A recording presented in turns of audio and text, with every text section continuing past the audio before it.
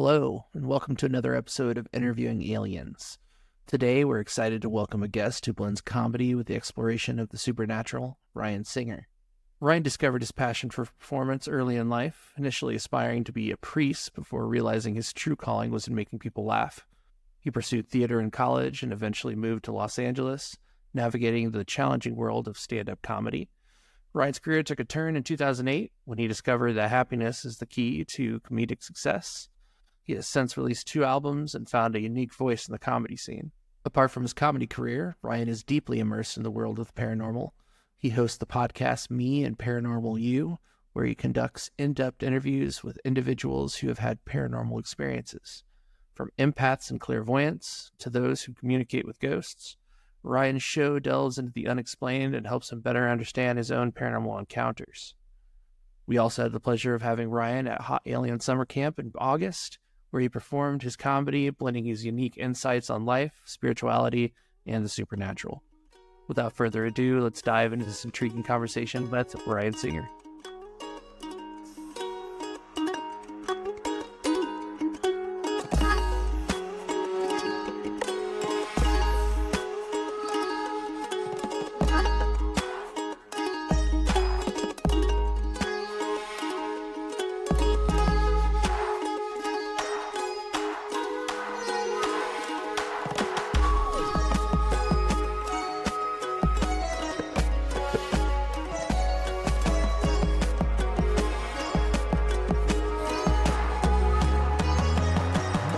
Ryan, thank you for being on Interviewing Aliens. How are you? I'm doing great. I'd be hoping my ice cubes over here. No, not at all. I tell you, we're recording on Discord today, and Discord does an excellent job of blocking background noise. It's incredible. Oh, okay, cool. No, I'm doing pretty good. I mean, other than I'm not a winter time guy, but I am a holidays guy. But I'm a warm, Christmas should be warm. One day of snow is fine, but so I'm not like big into the cold, but I do love this time of year, the holiday. I love holiday movies, and I'm currently watching the Santa Clauses, the TV series, Disney Plus, based on the movie franchise Santa Claus, starring, I think it was 30 years ago, maybe, when the first one came out. Like, it was in the 90s, maybe, or Tim Allen. Tim Allen. Yeah, but there's these kids in this TV series that are just, they might be the best actors you've ever seen. These kids are killing it as elves. And there's this kid in season 2 who plays a gnome, and she should win an Emmy. She's hilarious. She just keeps talking about how she wants to rip out Santa Claus's heart and drink and eat his heart. And it's just like hilarious. It sounds maybe very she's dark, an actual gnome. If she was, I would not be surprised. Because she's killing it. It's like the role she was born to play. So I'm loving it. I'm enjoying all the Christmas programming and the the Hanukkah programming, any kind of holiday programming. I'm here for it. I'm exposing my kids to Frosty the Snowman and all those, old claymation, or is it claymation? I don't know, the old classics like the Heat Miser and the Yeti and the Heat Miser. Yeah. Yeah, the Heat they Miser. don't quite appreciate it like we do. Yeah, well, it's, I guess if I was born with an iPad in my face and the technology that we have nowadays, I don't know. I still appreciate black and white movies or, things like that. But, like if you go back to some of those silent films and things like that, those are really remarkable. Or the talkies. But if you're a kid who's just born into this technological, just, bathtub, and you're just kind of like around with all these devices around you constantly, I guess maybe your bar is, I don't want to say higher, because I don't think it's necessarily better, because that claymation stuff is such a craft to making it, and it's such an art form that you could argue. I would argue, in fact, that it is it is better than, say, AI generated artwork for sure, which is just, stealing everyone's original compositions and mashing them all together into a thing with no credit to the actual original artists. Just, combing the internet and anywhere that images and artwork have been floated and then just cobbling together things. It's its own thing. I'm not trying to shit on robots over here, Craig, but Yes, Nice to our robots, okay? It's Skynet. but I mean, as creators and as people who consider themselves artists, it's, there's an assault on there's an assault on, I guess, ownership, that is troubling. And, my union, I'm part of the actors union. So we just finished our strike recently. And the main reason it lasted as long as it did is because of AI. And, Yeah. the studios wanted, because I think what a lot of people don't understand is, that like 95% of the actors union are class or lower income actors. And, and lots of people make their living years and years as background actors. And, you can make decent money. I mean, you can live, not going to get rich doing background work, but, and the studios wanted all background actors to come in. They were going to scan their likeness, pay them for one day of work. And then they were going to use their image and likeness in perpetuity forever. Yeah. That's wild. It's really wild. Which is really wild because, you have thousands and thousands of people who that's their livelihood. You want to pay them for one day of work? And I mean, I just don't know if I'll ever have a Netflix subscription again. They're like the main drivers of this. But, I know people who work at Netflix. It's not their fault. It's very tippy top. It's the tippy top people who they only care about money and greed and, maximizing profits. And, what is our stock? What do our stocks look like? I mean, because Netflix has taken a bloodbath in the last few years once everybody else caught up to the whole thing. But, these cycles of, if it's nothing else, it's a reminder of the cycles of life, right?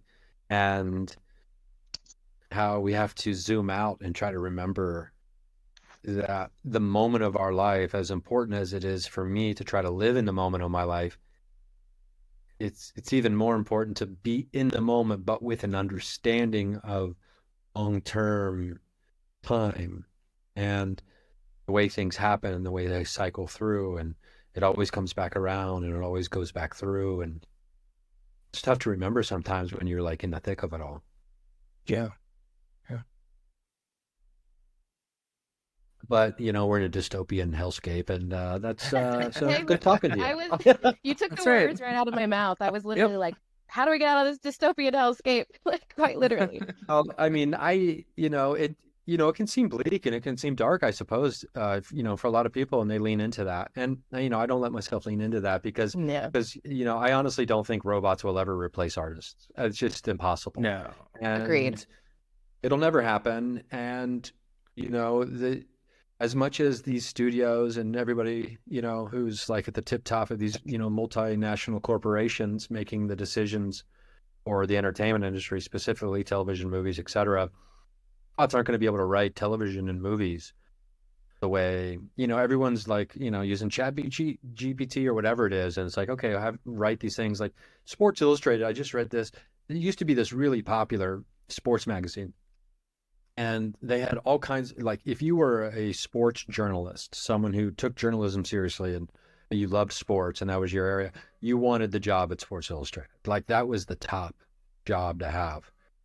And that has become an AI generated, they have like robot writers now that they've given names to. Wow. Whoa. And the content is garbage. And it's just garbage content, and no one's going to read it. And, I'll talk to my family sometimes or things like that. And I'll just be like, I don't understand. I mean, actors aren't making enough money, blah, blah, blah. And it's like, okay, well, you're thinking of Tom Hanks. You're thinking of Brad Pitt.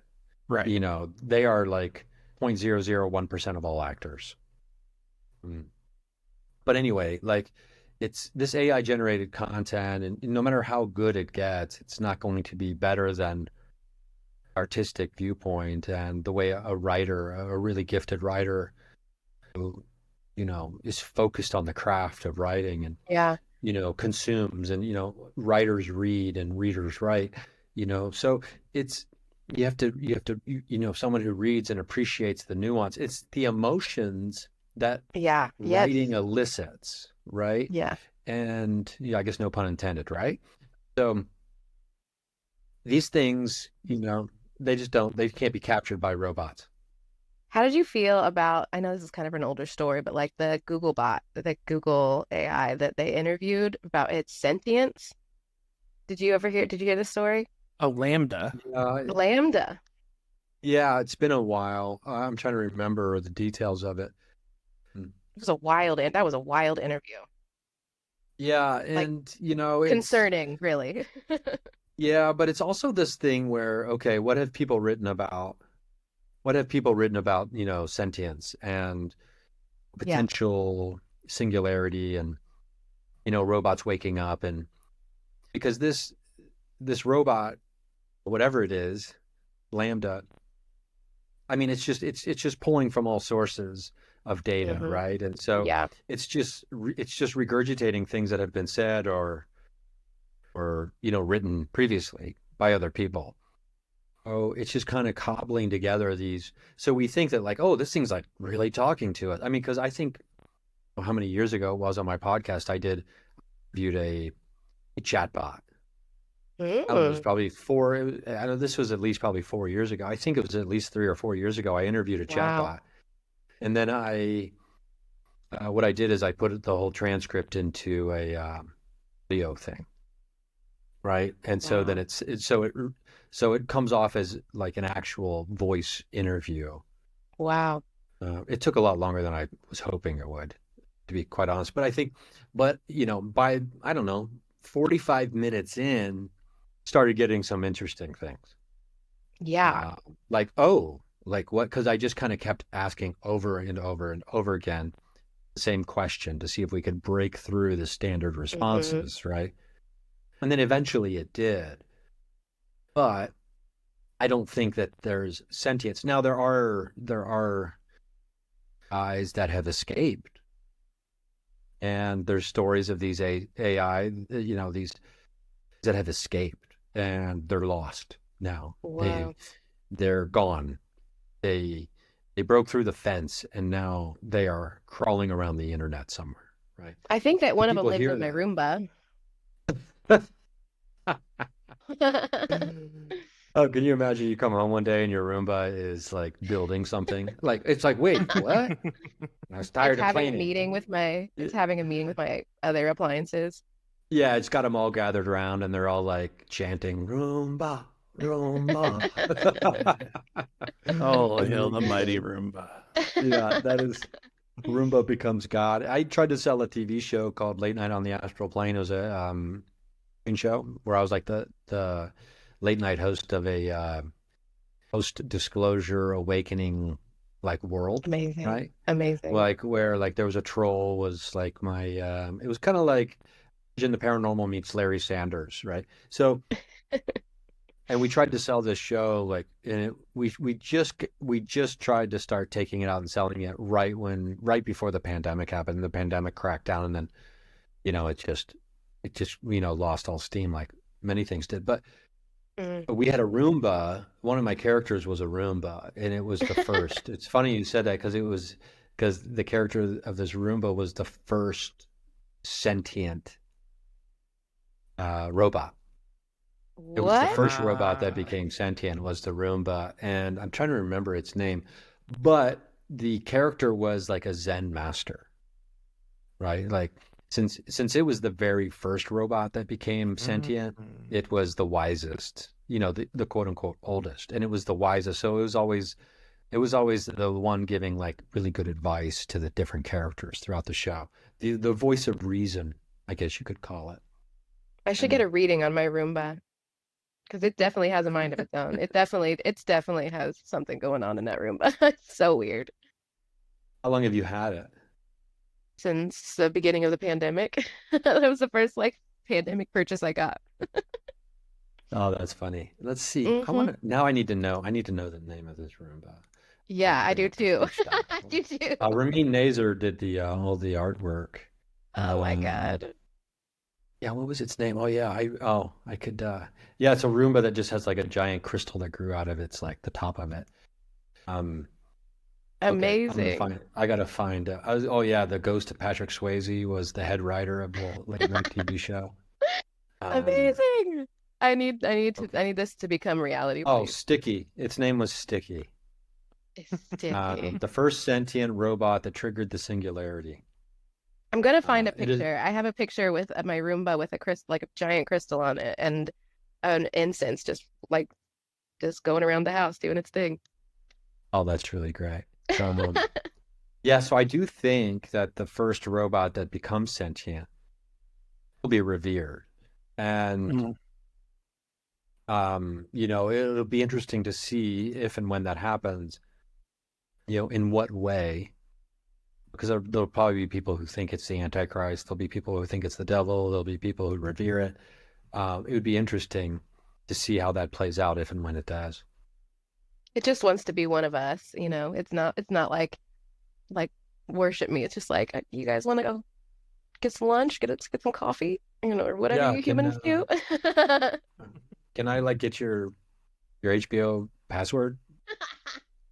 Isn't it like the plot Amazing. to Bicentennial Man? I don't remember the plot to Bicentennial Man, but I wouldn't be surprised, and I should because isn't that a Robin I'm a real Williams It boy. picture? is Robin Williams. Yeah. Yeah, my all-time favorite, as far as like comedy actors go. Oh yeah. I know Jeff has done lots of work with ChatGPT. He's dug into the depth of all that is ChatGPT in I, the I in the have, AI yeah. world. I really enjoy playing around with the AI, although you very like quickly find the limitations of it, and it is so limited in what it can really do right now. Yeah, and I don't think it's well. I mean, I know I have like my stepmom works for this huge company, and they're obviously using just from conversations I've had with her using more advanced version than what we get for free out on the internet, right? Hmm. And it is really changing the workflow and all that kind of stuff Hmm. for, Hmm. I guess, the quote unquote menial tasks and things like that. Hmm. But I mean, I think there was, but some people are getting a little carried away with it a little too soon with what was there, like a court case recently where clearly the lawyer had used Chat GPT or something and Oh yeah. it just made up like a reference case, just Hmm. kind of just kind of cobbled together something as like a well, this is why this person should be blah blah blah blah blah blah because of this case, Johnson versus blah blah, and it was just not real. Oh And my then God. somebody luckily found that. I realized that and they're like, "Oh, how'd you do this?" And they're like, "Oh, and it turns out they used AI, and it totally screwed them. Well, yeah, we're in And for that's a just ride with this AI coming up. Will be interested to see how it all plays out. We are yeah. in I quite mean, quite a time to be alive. it really is. I just don't. I don't. I don't know. I was gonna say I just don't really care about it that much, but that's probably not true. Um, I mean, because I do, but at the same time,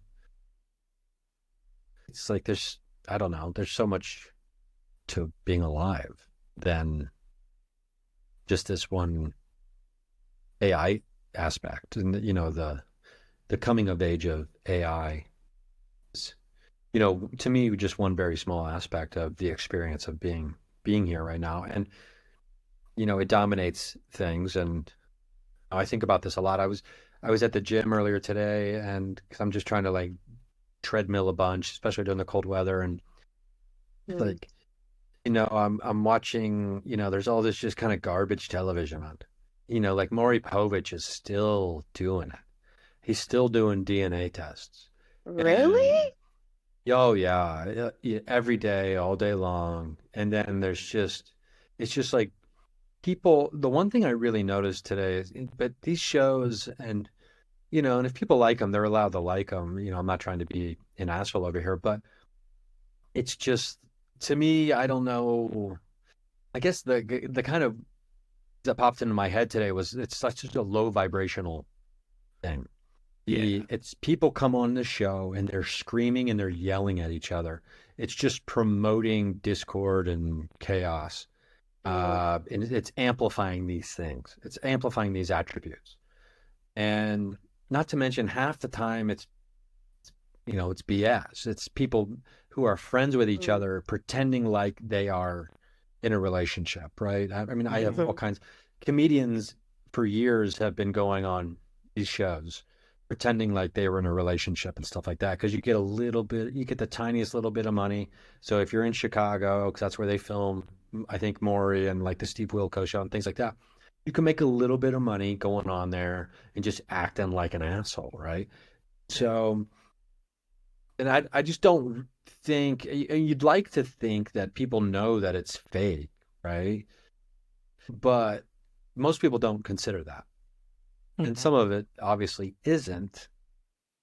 But it's just people screaming at each other, almost fighting, and hours of that every day on mm. television.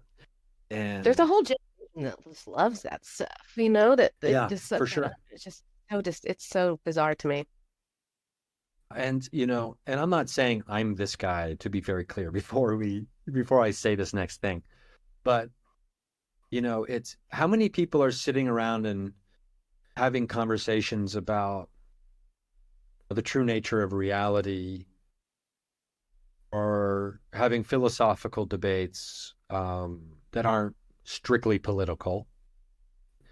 Um, like where is that, or the contemplation of art, or discussing which art Mm, is better than other art, fun discussions like that, as opposed to, I don't know, like, the Bachelorette Island fuck toy DNA test culture Right.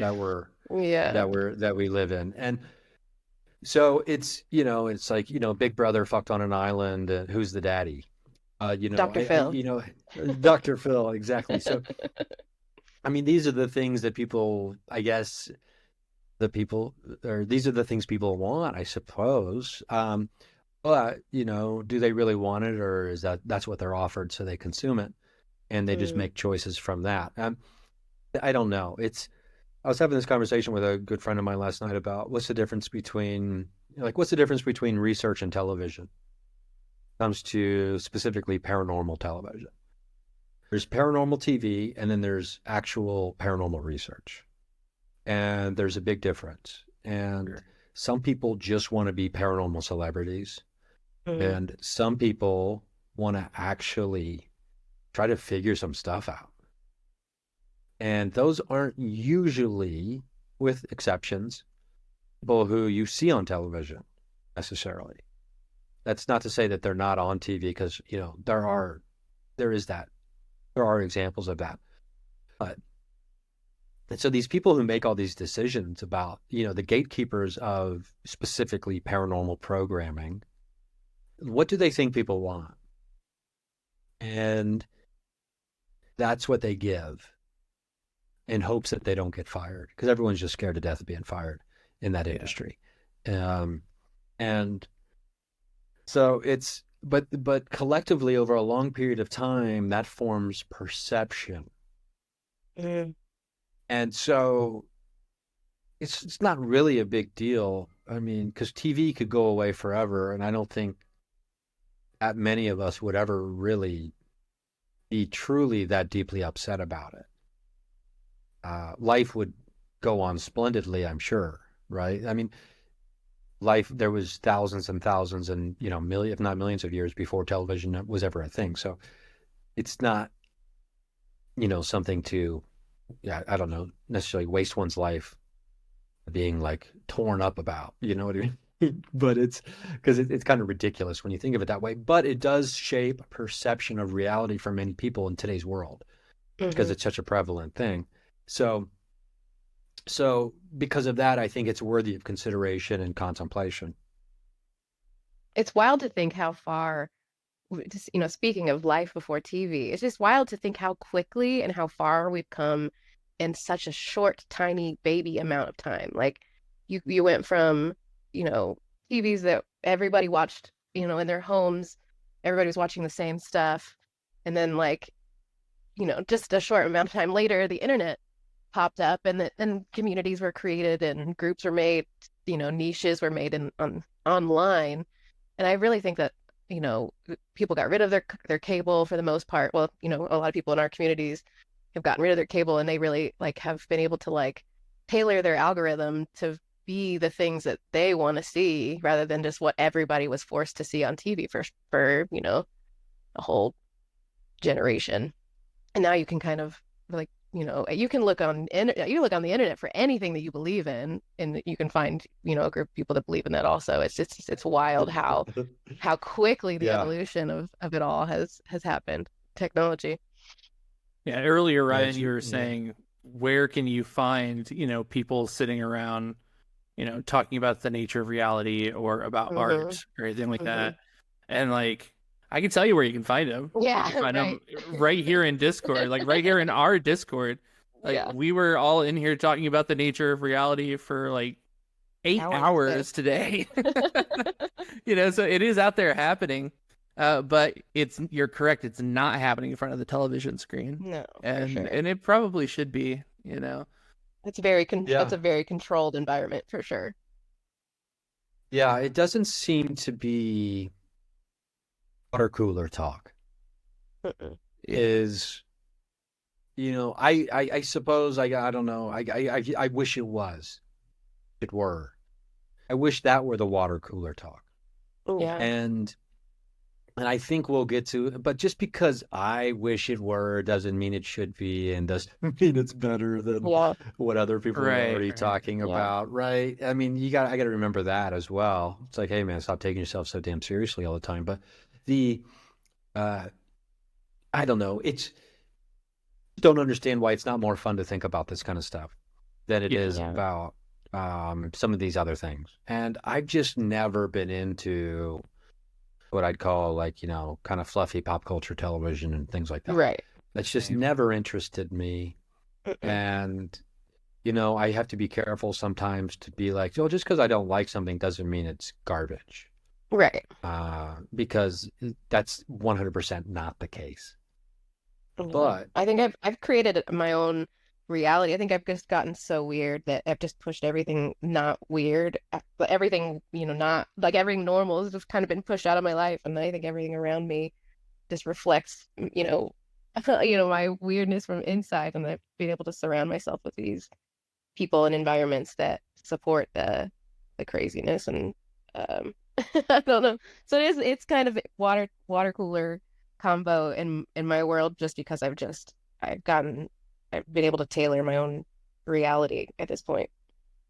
Well, and I think yeah, there's something about like existential questions and, you know, talking about them that capitalism specifically just isn't a big fan of, Mm-mm. because once you start thinking about the nature of reality and especially the nature of what you're spending your time on, suddenly, doing the whole capitalism thing doesn't make a whole lot of Mm-mm. sense, Yeah. you know?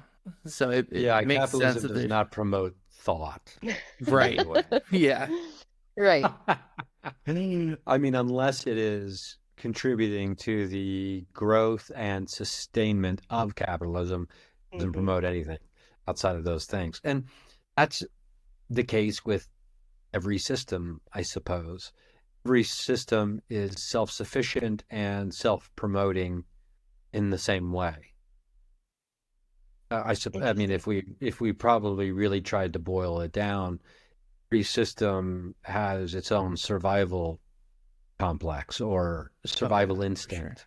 And I mean, you can look at it in any different type of industry or art form, that those who contribute to the continued growth of capitalism and of this thing are the ones who are rewarded within the system. Because if you're not, if you're fighting against it, you're like a cancer cell, right? And the body is Mm, fighting against, the system is fighting against it and wants to spit you out and wants to get rid of you because you're not contributing to the growth of the system. And that's why you never really see the people who, now I want to be very careful here in what I'm saying because I'm not trying to say these people are nefarious, and I'm not trying to say these people are people. But what I'm mm, saying, the people who are at the very top of any system are rewarded for promoting the attributes of that system, contributing Yeah. to the growth of that system, and also not fighting against others at the top of that system Mm-hmm. because that's interesting. counterintuitive to the growth of the system. So, I mean, like, let's do a generic example here.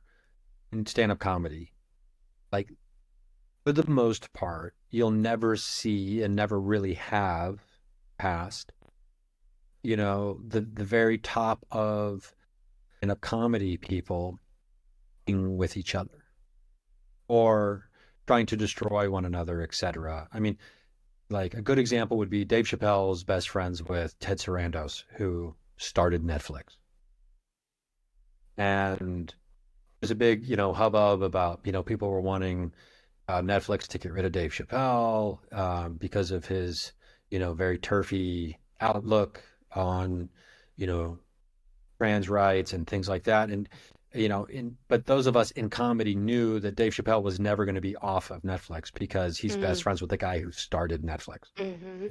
And you don't do that to your best friends when you're at the top of the system.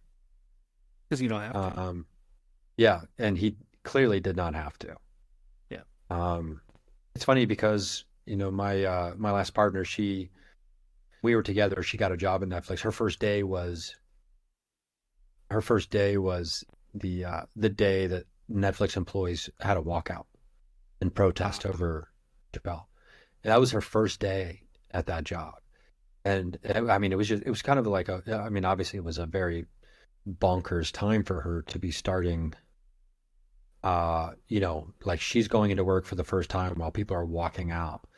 Yeah. And it's, everybody's got their opinions and everybody's got their, some more informed than others, but that's just kind of like an example of, in general, of how these things typically, work, I suppose, specifically within I guess even extra specifically within the world of capitalism. Even thinking, Because, even thinking about what you said about about think people and things supporting the system from at the top, like even in our own communities, we are actively trying to create our own like in-person community. It's interesting to think of that concept in play in our own reality and like the people that have things to say about what we're doing and how we interact. It's interesting because it will like eventually kind of find its way out if it doesn't agree with us or what we're doing. And it's like very, it's definitely brought some things to the foreground in my mind. Yeah, something to keep yeah, in mind. Yeah.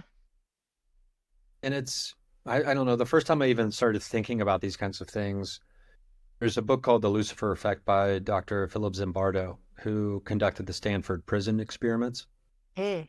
and which I think a lot of people are familiar, at least with that, kind of in general, what that was. Hmm. Anyway, uh, one of the big themes of this book was the effect of systems on the occupants or the organisms inside of the system. If you kind of think of somebody, or if you think of your community that you're talking about, that you're building as this, like this body, right? And, Hmm. different parts, different organs, different organisms, this serves this purpose, this helps, blah, blah, blah. Hmm. Whether we realize it or not, we are being affected by the overall system.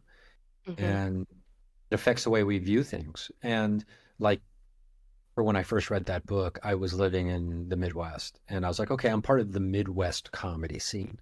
That has had an effect on the way I view the world, the world of comedy. And then I moved to Los Angeles, and now I'm part of the Los Angeles comedy scene. I'm okay, so what things do I need to keep in mind? Do I need to be hyper aware of that the Los Angeles comedy scene is going to affect me, either positively or negatively, right? And I was like, okay, I don't need to be worried about image. The Los Angeles comedy scene is much more image focused, much more celebrity focused than, say, the Midwest comedy scene was at the time. This comedy scene was, are you funny? We don't care about anything else. Are you funny? And then you get to LA and it's like, are you, you know, kind of funny, but are you famous? You know, are you recognizable? Are you well known? Are you beautiful? Or these things, right? More image based. And so eventually you spend enough time in a place like Los Angeles inside that system, you'll become more aware of like, am I recognizable? Am I beautiful? Am I, you know, these those things kind of become more important to you without even without you wanting them to. Yeah. And I remember when I first moved there, almost every time I'm on stage, still to this day, I say my age usually. And when I first was in Los Angeles, I had friends, people who became friends of mine, to this day. They were shocked. Like, I can't believe you say how old you are on stage. We're in Hollywood. You just do that. I was like, yeah, because I don't care. I don't care. I don't make value-based judgments on age. Yeah. Age doesn't determine whether or not you're a good person or not, or valuable to me. Right. And it's such a hyper-specific thing, but it's kind of infiltrated its way into other areas of life as well. It's such a silly thing because, I mean, we were talking about this a little bit ago. It's just like, what are we doing here? Like what, it's like we've got this one life that we can remember, most of us, and we're only here for a very short period of time.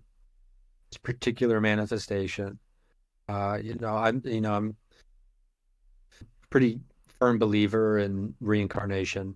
So I'm like, okay, so what am I doing here? Am I totally fucking off, or am I actually trying to, give myself a better go around the next time? Or like, what am I doing here? Right. On a micro and a macro level. And listen, I mean, I'm not like some super evolved, creature above, above a bunch of stuff that other people get sucked into, or like drama or whatever else, or addictions, things like that. I've had all those things, but at the same time, I'm concerned with doing here, and long term, what's the outlook about the impression I'm leaving behind, and if I can at least do a good enough job of trying to create my own system of beliefs and the way I want to live, right? At least I can maybe combat some of this other stuff. Meantime, not get controlled by, like physical desires, addictions, insecurities, anxieties, depression, etc. So this is a show where oftentimes we do talk about those specific things, like our beliefs and like what brought us to this community, for instance. Like, are you comfortable talking about your spiritual journey? Like, what are your beliefs? What reality do you function in on a daily basis? What if I was like, no, I'm not comfortable talking about that at all. No, that'd be okay, honestly. Yeah, it's funny because someone asked me this earlier today, Emily. And I'm totally comfortable talking about that. I mean, because it's really, I don't know. Isn't it all we got? I guess what we believe. Yeah. Right. Half the time, I don't know what I believe until I'm saying it out loud, which might sound shocking to someone, right? But at the same time, it's like, how many times do we find ourselves having a conversation, and then as we're saying something, we're just like, holy shit, do I believe Yeah. this? This is what I believe. Yeah. But For that's sure. just part of being a human being, I think. That's just part of, having a mind that's always constantly evolving and changing and learning and Hmm. flip-flopping and doing things like that, I hope, I suppose. But Absolutely. I believe in lowercase g. Is how I describe my belief in God. So it's more of a spiritual than it is a religious belief. I was raised Catholic, went to Catholic school for about 12 years. I had a hardcore period of like what I call a relapse into apocalyptic Catholicism in my early 20s, where I thought the world was ending, things of shit like that. It was not a great time in my life. I became a prisoner to my beliefs. Mm. Um, and I had this realization one day where I was like, okay, my beliefs, my religious beliefs, my spiritual beliefs, they should be like a puppy, right? They should contribute to the joy of my life. They shouldn't make me a prisoner. Yes, And absolutely. I found myself never leaving the house because I had to make sure that my religious puppy wasn't shitting on the rug, right? Which I thought was happening any day. And then Jesus would come back to clean it up. That would Mm. be the end of all things. So I kind of moved away from that. Luckily, it didn't work for me. And then I start, exploring. And I mean, I was always really into philosophy. I almost studied it as an undergrad. Um, I ended up going with creative writing instead, but because it kind of served more of, what I saw my future being. That being said, I've always thought that I would go back, and, part of me was always like, I'm not too old to go back and get my master's degree in philosophy or something like that. But I figured, you know what I can do? I can just, I can get into theosophy instead. And philosophy is an area, it's a system that I kind of groove with. It's theology and philosophy combined. That's what theosophy means. They kind of introduced Eastern thought into the Mm. Western world. Mm. Blavatsky is probably the big name that people recognize from the Theosophical Society. Anyway, it's a search for esoteric meaning and occult knowledge, things like that. Hmm. And so I kind of, I like that aspect of being alive and incorporating meditation, magic, spirituality, a willingness to believe in things that might seem silly, surrendering to the silliness of it all.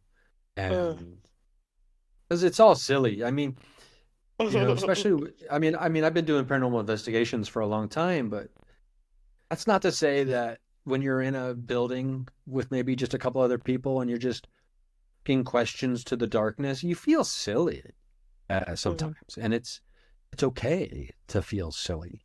Nah, you just have to embrace it and then surrender to it. Absolutely. So that's kind of like a tangible example of what I'm talking about. But I also love there's this old esotericist, I guess you could call him, Manly P. Hall, who I really really enjoy his lectures and his writings.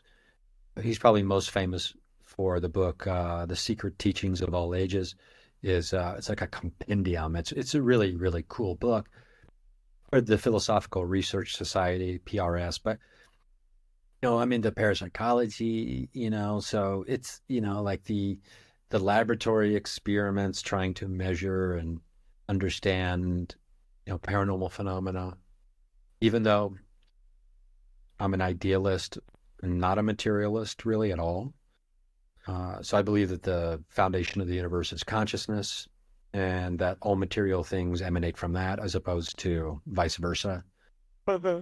I just remember the first time really digging into some things. This was years ago, and you start learning about the perennial philosophy, which is goes way back, and like these common themes that are present in every religious society that's ever existed, essentially. And you and then you start realizing like, oh, okay, let's get into okay, well, then there's Hermeticism, which I really really find hyper fascinating, and how science nowadays, especially with quantum physics, is catching up to the things that Hermeticism was saying really long time ago. Mm. And So it's like when you hear people saying, "Oh yeah, science is finally catching up to like philosophy and things like that." I mean, I think that's a kind of an example. Like when you hear like "as above, so below," that comes from Hermeticism, right? Um, but then you have this idea that you still can't, science still cannot explain consciousness. Mm. And when we sit around and we sometimes, get a little bit arrogant and think we know things, not necessarily all the things, but most of the things.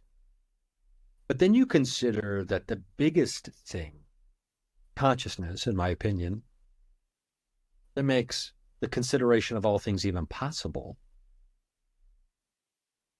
So when you consider that we don't even know how it's possible that we're considering, it blows my mind. And it's like, what does it even mean, to Mhm. think? And it's like, oh no. Well, when you think about something, you're contemplating it. Well, okay, well that's another way to say think. What does it mean to contemplate? Well, to consider. Well, okay, well now you're just using another synonym. What does it mean to consider? It means to ponder. Okay, and on and on and on and on, right? Mm. Just get your thesaurus out and look up the word think. So it doesn't make, and you can kind of, if you do it long enough, you can kind of go into one of those states where, when people say the same word too many times and you start to be like, oh man, stop saying that word. It's losing all meaning. Right. And so when you think about thinking and thinking about thinking and thinking about thinking, and you when I keep doing it anyway, it gets me into this state of just wow, weird, a weird vibratory state. And it occurs to me that not being able to understand this, considering that I think it's probably the biggest component of what it even means to be alive, it's very humbling. And it's almost shocking. Shocking in the way that we still don't have 100% complete agreement on how the moon even showed up, right? When you start, it's just like, Right. wait, what the fuck? We don't have Right. that figured out. But it's like, but the foundational aspects of reality being consciousness, that being something that we don't understand, makes perfect sense, which might seem contradictory, but I always get caught because up in the this, idea that like, when you're thinking of things, like who's thinking, who's listening, when you start breaking down the idea of thinking and concepts, like who's oh who, yeah, because you have what like your in, mind, and then you have like the yeah, observer. yes, where does it all come from, and who's listening, and who's, it's my mind gets blown in those places. Yeah, it's. I mean, it's wild to consider, and considering how mysterious and at the end of the day, truly unknowable the nature of reality, I think probably is. Sense that the foundation of such a thing is a mystery, at Mm. least to me. And it doesn't mean that we can't keep searching for answers, because I mean that's the fun of it. Mm. That's when a good old psychedelic trip comes into fun play. Yeah, for sure. I mean, I don't even think you need. Yeah, I don't even think you need mushrooms to get yourself to that place. Yeah, nothing When more. you really, yeah, I mean, like when you really deep dive, or Mhm. and whether because you hear these stories about these essentially the same things happening with deep meditative states with psychedelic Mhm. use, Mhm. and other ways, and it's like, okay, well, there's all kinds of things that we're doing. There's different roads that get to the same little city here, and that city Mhm. is, I don't know. I don't even know what you'd call that city. It's a place where they've got all the coolest shops in the fucking universe. That's for sure. The Uh, oneness of it all. yeah, right. One city, and Mhm. it's a pretty cool place. But when you and I also believe, spiritually, I believe that there's mathematical laws of the universe. I Mm. think most people would kind of agree on that in a reasonable way. Mhm. Um, I also think that there are I guess, what we would call moral laws of the universe. And they don't have to be, you know, created by some vindictive God. It's just natural laws. And I think one of those laws is the respect of there's life. And because I know when we help, I've never heard anyone say, you know what, I volunteered today. It had made me feel awful. Yeah. Or you know what I really hate? When somebody lends a hand, it makes me hate them. I feel despicable. Or, there's certain things that we just all know that we just kind of feel somehow Yeah.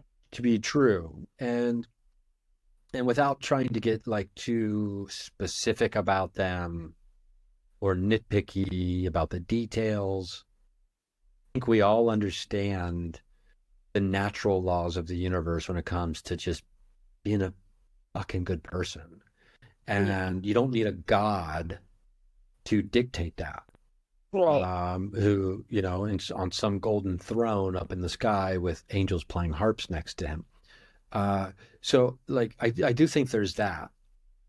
And I think that's kind of obvious to anyone who has spent and contemplating the nature of existence and all these things. But it comes in different shapes and forms, I think, for people. And it comes in different ideas as well. And that's fine because, variety is the spice of life, as they say. But it's at the end of the day, when you have consciousness as this thing, I think it's like the ultimate advanced technology. It's the foundation of the universe. It's the connective tissue between all living things, past, present, and future. And the human physical body is kind of like the key on a laptop.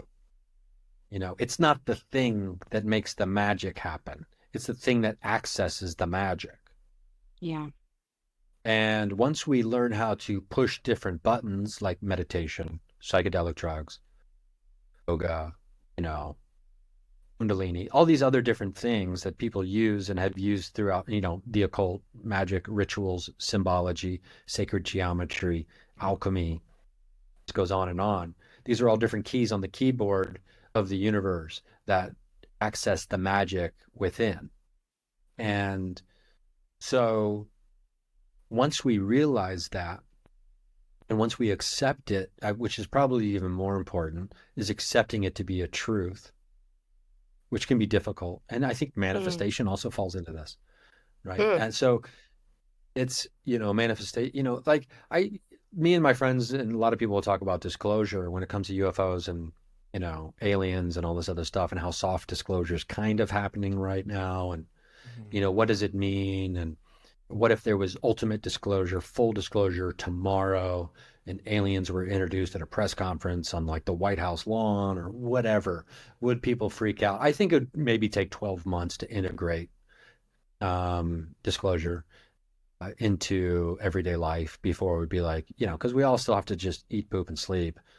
Right. Regardless of whether there's aliens walking around. And it's not like, there's going to be a gray alien helping you at Home Depot next week.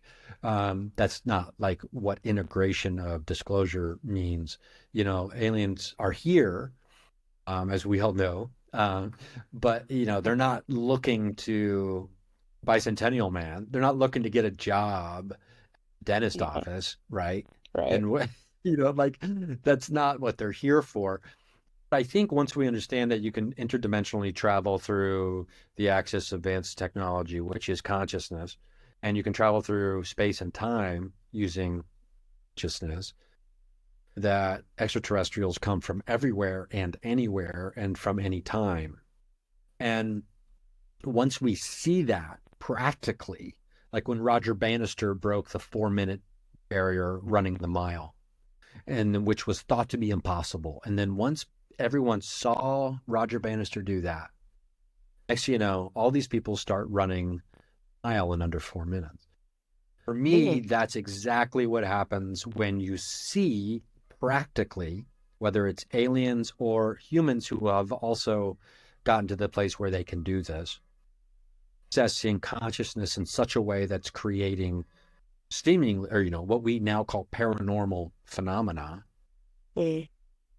once it becomes practical and everyone's like, oh, we all can do this. This is clearly, I have that too. So I think it's within a year, most of the planet of human beings, like, oh yeah, I have clairaudience, I have clairvoyance, I have clairsentience, I can travel interdimensionally, I can, you know, I have That's the world I psychokinetic want to live in. abilities. Let's go. I have Yeah. telekinetic abilities, right? Yes. This is all, it's the 4-minute mile getting broken. So we just need more and more people to be seeing it. More and more people are seeing it Yes. in a practical way in the last, 5 to 10 years, I would say, but especially in the last 5 years. So more and more people see that this is possible. So they're like, oh, then I can do that too. It's about the accepting of this truth. Yes. And once, because it's one thing to like intellectually believe something, another thing to deeply believe it in your heart of hearts because you've experienced it. And I think that's the key. And for me, like, that's what I'm doing here. So that to answer that question, like, Absolutely. what do I believe in? What am I doing here? I'm trying to access magic, or what would be considered magic, but I'm also trying to enjoy this physical form and partake in the joys and the excitements of what it even means to have this physical body, do stand-up comedy, have a good time performing, and, tasting eggnog, going to the gym or going on hikes, or, eating too much candy, or, all these things. I'm still trying to partake in that. And I probably always will. And sometimes that clouds me and overtakes my, I don't know, my brain. And I'm kind of living in that like physical realm too long. And I'm like, okay, shake it out of you. And you got to like book again, man. And, pick up one of these, crazy books like Operation Trojan Horse by John Keel or some other book or whatever it is. And just be like, oh shit, this is blowing my mind over here. Like, how did I never know this before? And yeah, but at the end of the day, it's like, when the lights go out at the end of this form I have now, that's just because that's just one room in a giant building went out. I mean, who knows? I mean, part of me wonders if, all of this experience isn't like pre-birth and death is actually us being born.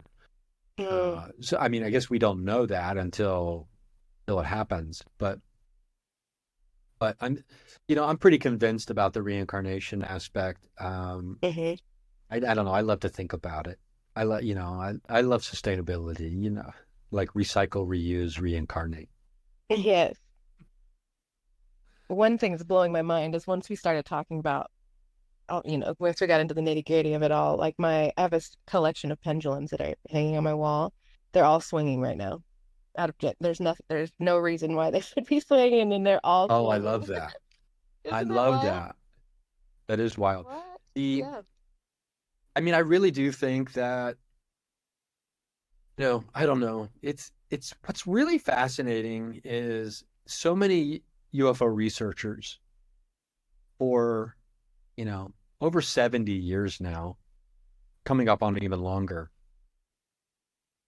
Once they dedicate and go really deep for long periods of time, start to believe that the UFO phenomena is some kind of energetic phenomena and that it's not a material, which is hard to wrap one's brain around, especially when thinking about flying saucers or UFOs or UAPs, whatever, they want to call them. I like UFO better than UAP, but it is interesting because so many people are clamoring for disclosure. We need the government to tell us about UFOs, aliens. And then, you really start digging deep and and John Keel's one of these people, Fillets, one of these people. There's all these people who they've come out on the side of thinking like it's some kind of energetic phenomena. And so now here we are in the year 2023 with soft disclosure unfolding. where a government official has publicly stated that we have been inside of an alien UFO that is in our possession. And now, so people are like, okay, tell us. And then it's like, well, how do we get from the cover up to, oh yeah, we do have UFOs, but oh, also, by the way, general public, it's an energetic phenomena. So, what does that even mean to the general public if to say such a thing, right? Talk about confusion, or talk about difficulty in understanding potentially. So it's one thing just to get the general public to believe that UFOs flying around in the sky are real. Imagine trying to get them to realize that they might not even be physically flying around the sky, that it's an energetic phenomenon manifesting itself in different ways depending on perception and person. Right. So so that's what disclosure looks like, right? Potentially, if all of these people who dedicated their lives to studying the phenomenon are correct, which I don't know. I would like to give them the benefit of the doubt, I suppose, considering they didn't necessarily go in thinking that. In fact, they didn't think that at all. They were looking for answers and trying to understand. And then they come out on this other side of it being like, oh my God, you're not going to believe this, but it's like an energetic phenomenon. It's like immaterial. So how do you explain that in a tangible way on a press conference, 15 minutes on the 6 o'clock news? Yeah. Yeah, there's just no way it's to do it. daunting. Yeah, right? So kind of a daunting. So now I have to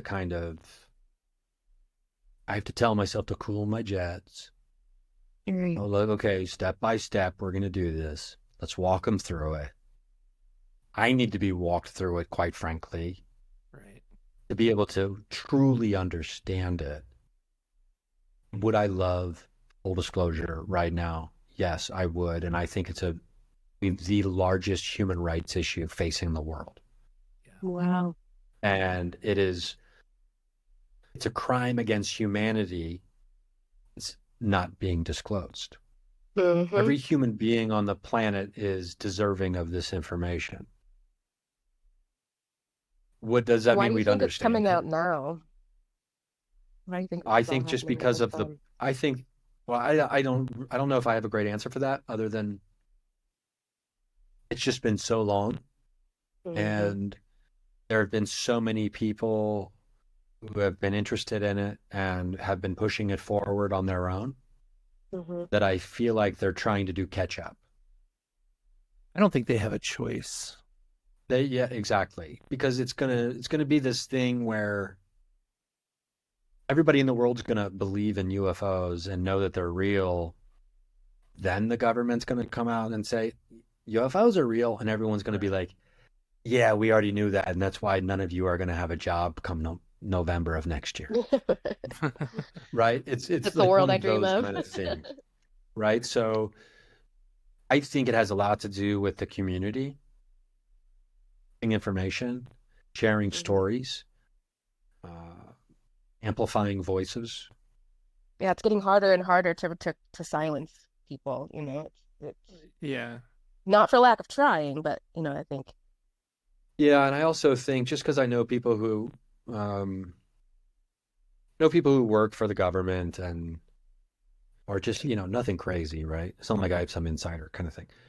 Just people who have had top clearance or top secret clearance on projects and things like that. But it's also compartmentalized government. So when you talk about these people in the government who aren't disclosing information, it's they don't really have the information to disclose. They know like the smallest aspect of a large story. And that's the information that they're given. Very, Yeah. very, very few people who even have an idea of what the whole picture looks like. Quite frankly, I don't think they understand fully is where I'm at as of, I think it was just as of this week. I was just kind of like, you know what? I really just don't believe that they fully understand, considering that I know on good authority that government officials use similar devices to just your your average paranormal investigator when they're out at a haunted house or trying to communicate with like spirits or entities or whatever in haunted locations, right? Oh, I know that the government is using very similar technology, if not exactly the same kind of technology, when they're doing their research in places like this. And considering that, in accord with the fact that they're still out trying to go investigate and research phenomena in different places, the same places that investigators like me or someone with the BFRO, the Bigfoot Research Organization, or or MUFON, or whoever else, or ghost investigators, things like that, the fact that they're still out there investigating and trying to accumulate data, etc., it shows me, when more importantly what it tells me is they don't understand exactly what's going on. They're trying to figure it out. And because if they already had it all figured out, they wouldn't need to be out there. Yeah. So they're out there as well, trying to understand, do they know more than Ryan Singer? Most assuredly, but that's not saying very much, because I think a lot of people do. But the idea that they're still actively researching, and this is the same thing with UFOs. I don't think that do they have more? They have incredibly outsized resources in comparison to an individual like myself or somebody else, right? Oh, and they have access, which is different. Whole nother thing. I don't have access to anywhere I want to go. Right. The government essentially does. So they have outsized resources, they have access, but they still trying to figure it out. And so I don't think full disclosure is necessarily what everyone would really hope it for. Yeah. Is there anyone that actually knows? Is there one person on, is there a group of people on this planet that actually knows? Well, there's this guy named Dr. Lukatsky. That's how you say his last name.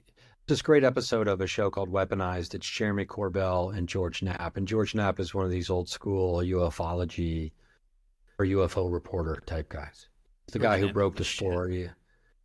Yeah, I mean, he broke the story on Area 51. I mean, like, he's based out of Las Vegas. Anyway, I also think he's an insider, right? I'm not saying that necessarily in a bad way. I remember years ago I tried to get him on my podcast, and he's like, "Oh, I'm not really doing interviews about that stuff anymore." And then, cut to now, and he's all over the place. But he, and the reason I say he's an insider is because he's like really good friends with Robert Bigelow, who's that billionaire. He's got his own space company, and he actually has I think we all know who Robert Bigelow probably is. But the interesting thing about Robert Bigelow is he used to own Skinwalker Ranch. He sold Skinwalker Ranch, and now he owns a consciousness institute. Wow. Studying consciousness, right? And he opened that about 2 years ago, if I'm not mistaken, or 3 years ago. So Bigelow is putting all of his money into the research of consciousness. If you needed any other added nudge, that consciousness is the key to all things. And trying to understand it gives us access to advanced technology beyond our wildest imaginations. But Knapp is like really with Bigelow. And Bigelow is very tight with the United States government. There was this group called OSAP, which was actually the real research, the real secretive research group that the United States government had when everyone thought it was ATIP, because ATIP was getting pushed out as this thing. These are all these acronyms. The government loves their acronyms, and they have to change them all the time. It's ridiculous. And they're like, okay, well, the government has to put out their bids for contracts to small businesses first. That's their protocols, right? So they had a $22 million contract. I think I'm getting this correct. $22 million contract to study and try to investigate and figure out what's going on with the UFO phenomena. And for some reason, none of the small businesses wanted it. So Robert Bigelow's company got it. And it's like, oh, what a coincidence, right? that he just happens to get all of the contracts because nobody else wants them. That to me is very suspect, at the very least, incredibly fishy. And anyway, so knowing that George Knapp is like, BFFs with Bigelow, it's like, he's pushing for disclosure, but at the same time, he knows a bunch of stuff that he'll never tell. And he said that he can't tell and won't tell. And the one argument that's always given is national security. And I've never heard a bigger load of bullshit in my entire life. Mm-hmm. I don't think it's national security. I think it's like mental security for the planet. Like, I think that the people who do know what's really going on, like people who have had actual contact with these NHI, whatever you want to call them, are so scared shitless by it that they don't want the world to know about it. Like, I kind of pick up those vibes when I listen to like Grush talk about the way that the people he's interviewed, like, I don't know, there's something about the way he talks about it. It's like the people who have talked to the people who have talked to him want disclosure, but the people who have actually talked don't want to say anything. Yeah, I mean, it's probably beyond the scope of truly understanding how to make it relatable in some way, Right. And I don't think I've never been a fan of mass hysteria, the mass hysteria argument. Only because, I mean, we've seen that in movies, we've seen it in television and things like that. And now if, 2 million flying saucers hovered over the major cities simultaneously, I'm going to sit here and be like, no one's going to freak out, man. Get over it. That's just what you've been kind of shown will happen. I mean, it would be fucking strange. You know what I mean? Yeah. It would be wild because it's never happened before. And especially if they just sat there, no communication whatsoever. It would just be like, well, what are they doing? We always want to know why. That's the big. I think as long as why is somewhat explainable, I think it's a whole different ballgame. Yeah. And if there's any indication about what the why might be in a real way, I think it's such a completely different picture that you're watching unfold. And I don't know. I wish I knew the answers, but I mean, I could be totally off base, or I could be close. I don't know in my speculations, but I wouldn't be surprised either way if I was so wrong that I was just like, wow, I've been an idiot this whole time. I also wouldn't be surprised if it was like, not that. So, I mean, I wouldn't be surprised by any of it, I guess is what I'm saying. Yeah. I think the only way I'll be disappointed is if I simply never get to find out what's going on. But like, it really does seem like we're moving towards that. Yeah. It really does. I agree with you. Try not to be one of those religious people where it's like, Jesus, it really does feel like Jesus is coming back next week. Yeah. Because, every generation has thought, every religious generation that really believed that thought that their time was the end times. And you do hear a lot of, this is where I might break with a lot of UFO people. And, well, I don't know if that's an accurate way of describing this, but seemingly you follow any UFO contact story enough or for long enough, and you understand the common theme that emerges. That is the message, right? The message that they have for us. And that message is always relatively the same.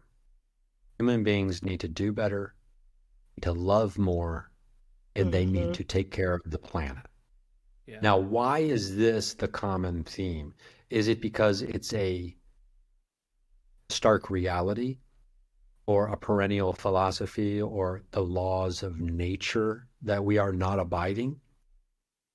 Or is it a combination of maybe that, but also, when I say I break from a lot of people, I think what I mean by that is this. I think whether it's religious stories or mythology lore or philosophical folk tales or whatever else, since the beginning of time, I think human beings, we have used these stories as a reflection of what we know we should be or what we know we can achieve or where we want to go with ourselves. So when we hold up the mirror of all of these stories, whether they're religious from the Bible or ufology from the 1950s or channeling these beings like Bashar or whatever, they are a You are in my mirror head right of, now. yeah, they're just a mirror of what we know we are supposed to fucking be already. Let's do this. I think Come this on. is the why. I think this is the why now is that we are coming to like a major turning point in our humanity, is that like a the return of Christ, in my opinion, the return of Christ is happening already. It's the Christ consciousness. It's the spark that's like waking all these people up. And then the why now of disclosure and all of the activity and the experiences that are coming out is that it's like we're going to end ourselves if we don't start loving each other more, if we don't start taking care of the planet, if we don't start doing these things, it will be the end of us. And I feel like it's all tied into the why of why now. Yeah, I mean, that it makes sense. And especially when you look at the reality of the world or the many realities of the world that we're facing with climate change, war, starvation, population explosion, all kinds of things. And put them all in together into a bowl, it's a pretty disgusting soup. Mm-hmm. Yeah. And it's poisonous. Yeah. It's a poisonous concoction. And oftentimes people will be like, I wouldn't bring a child into this world, or, other dark viewpoints like that, which, I don't necessarily blame them for. I mean, but it kind of points back to what I was saying as well earlier. Maybe everyone thinks that their time is the end time, right? And I want to honestly sit here and be like, yeah, I understand that, but they weren't alive right now because look what's going on right now. It really is, right? So I have to have that awareness of like, well, everybody thought that. You know what I mean? But but it just seems too real right now to not be. But I also try to have this understanding, like everyone thought, that's why they were zealots, maybe, because they're like, this is happening right now. And it's like, okay, well, but were they living now? Because now it's really happening. Yeah. But when you have something like, especially climate change, the fact that we have such advanced technology and we're able to kill so many of us so quickly, so easily, it does seem like we've reached a tipping point. And I think you're right. A lot of people woke up, and I think a lot of people woke up during COVID, during lockdown, forced isolation. They looked inside themselves. They abandoned their old jobs. Nobody wants to work anymore. Yeah. Ain't that fucking great? Yeah. By the way, isn't that great? So, nobody wants to work anymore. Oh, yeah, because no one gives a fuck about the illusion of this bullshit anymore? Yeah. Exactly. Thank God. Yeah. Really trying to imagine a new world that we can exist in. And I understand that we have to play the game a little bit, but really trying to reimagine a new world for ourselves. And I really think it starts on a small scale and on an individual level. It's not gonna be a big shift of, flip of a switch that changes everything. Maybe it will be, but I think it starts in communities like ours, and this perspective changes and shifts away from the idea of society and creating more of an individual experience. But that's frowned upon, by society. But you just have to kind of disconnect yourself from that programming. Well, you're not contributing to the growth of the system, are you? Yeah. Right. Growth of our own system now. Yeah, exactly. And systems don't want new systems. Right. Because they're competition. Yeah. New systems are competition, direct competition. Yeah. For resources. So Yeah. yeah, I mean, I don't know. It's pretty exciting to be alive right now. That's for sure. Yeah. Yeah, pop some popcorn and take, you can sit back and watch and observe, you can participate, you get to choose your adventure in this one.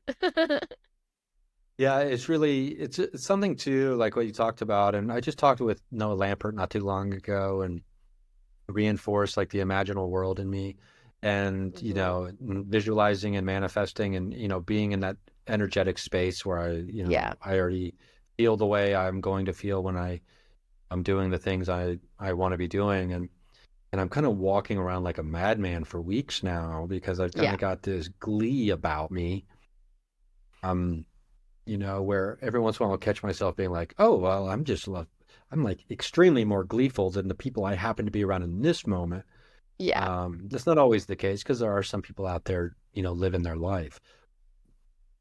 It's a great reminder, and it's that thing we talked about. It's like, okay, accepting the truth and Hmm. and just believing it. I have this friend Yeah. Carolyn she has amazing powers and abilities and experiences, and she's like, everyone has this. They just don't believe it. And when one of the most incredible people tells you that, she's like, everybody's got this. Great reinforcement Hmm. and a reminder that all you have to do is fucking believe in yourself. Is And Carolyn which the one is that manifested harder. the white horse for her birthday? Yes. Like at the age of 6. It was so fascinating. I love that episode. Yeah, it's, oof, I mean, unbelievable. And, Mm. I mean, I should just start saying how believable instead of unbelievable. But Hmm. like change the narrative on that. But yeah, it's incredible. I got to spend about 6 days down there with her a few weeks back and just recording her stories. Mm. We didn't even get them all. I was down there for 6 days and we didn't even get them all. And it's just I can't wait to actually do the work on this project and get this thing out so the world can read about incredible life. But yeah, so I'm looking forward to that. It really seems like right now the veil is super Oh thin. yeah. Anything is possible. Anything is possible. I want to talk about something on this subject. I have seen in some recent days, I have seen some things that I would have never ever thought I could possibly that was possible ever. And we have something in common. I have seen uh in in a recent get together with some people in our community.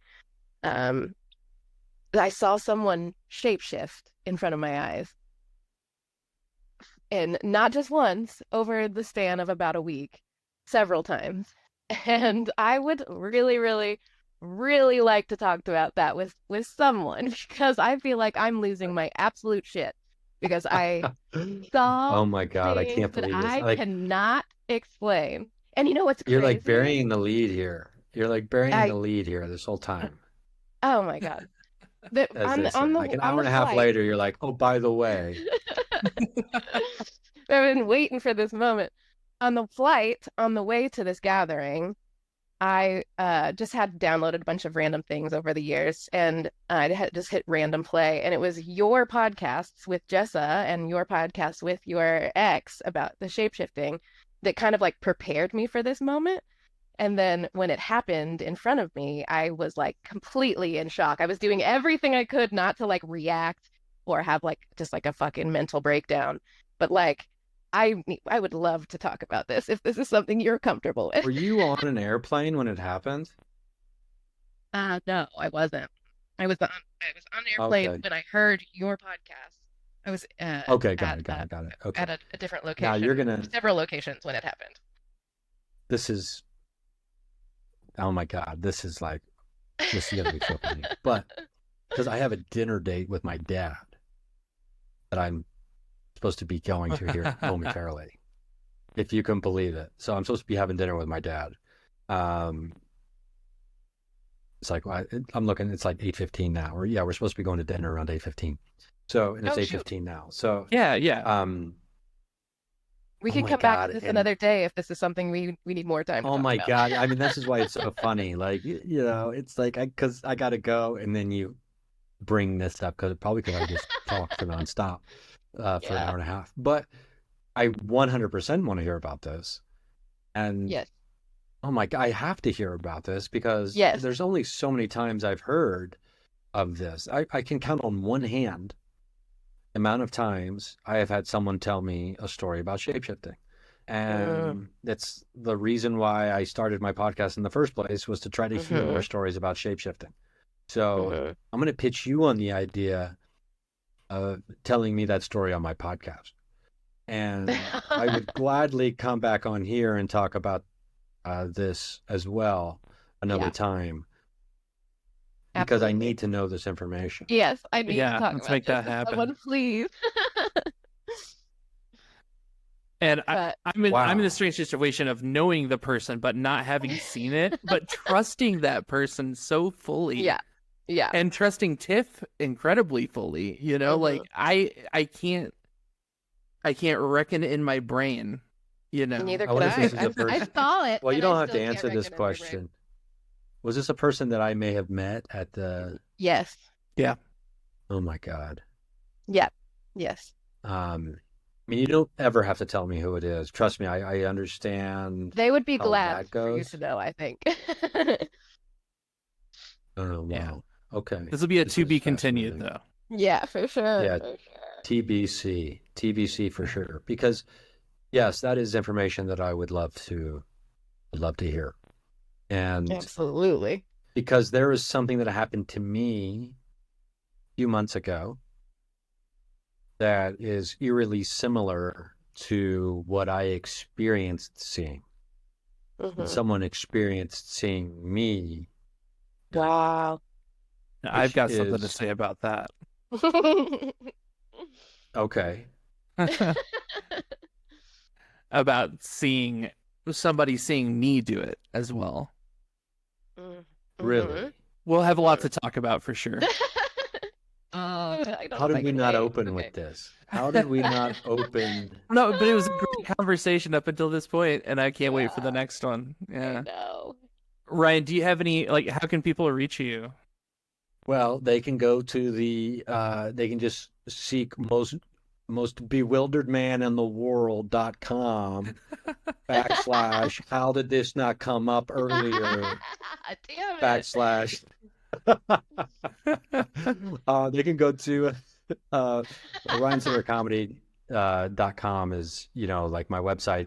I'm also on Instagram at Rysing, RYSING. But and I'll be on tour from December 5th through the 18th, doing different cities in like the southeast up and through the west with 3 buddies of mine who are all great. We're doing like a fun tour together. And then I've also got like a few more stand-up dates throughout the rest of the year. And if anywhere near Dayton, Ohio, I'll be comedy club in Dayton called Wiley's, where I'll be this 22nd, 23rd of December. But RyanSingerComedy.com's got the link to all that. But the Instagram, and trying to remember to put the same stuff up on TikTok. So there, I'm out there. You're killing it. You're killing it. Yeah, and the podcast will be coming up on 10 years next January. Wow. So I'm excited about that. And I've got a new live stream show I'm going to start next year called the Paranormal Carnival, which is going to be mostly a comedy show. I'm excited about launching that sometime in January, hopefully. And then, a couple different books I've been working on, one for me and one for my friend Carolyn. So no shortage of things happening. Well, I can't wait till we continue this conversation. I'm so excited. Yeah, this is going to be great. Yeah, me too. Well, this is fun. Thanks for having me. I appreciate it. This was fun. Oh my God, I'm just like, I can't believe this. I just can't believe this. All right. Well, thank you everybody for listening. This will be the final episode of Interviewing Aliens Season 1. Join us in the new year for the Season 2. And yeah, we'll catch y'all next time. Love you.